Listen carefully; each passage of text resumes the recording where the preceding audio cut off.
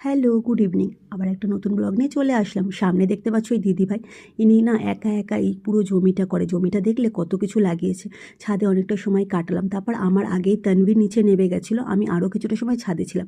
আজ আমার সঙ্গে এত বড় ধোঁকা হয়ে যাবে বুঝতে পারিনি। আমি সকাল থেকে একবারও জল চালু করেছিলাম না, কারণ সকাল থেকে আমাদের এখানে লোডশেডিং ছিল।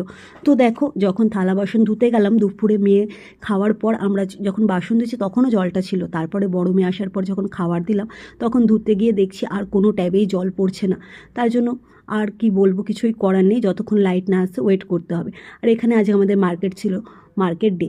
তো দেখো কত শাক সবজি এসছে, মেথি শাক, পালক শাক, মূলি, বিনস, আর এগুলো হচ্ছে আমার এক সপ্তাহ লঙ্কা।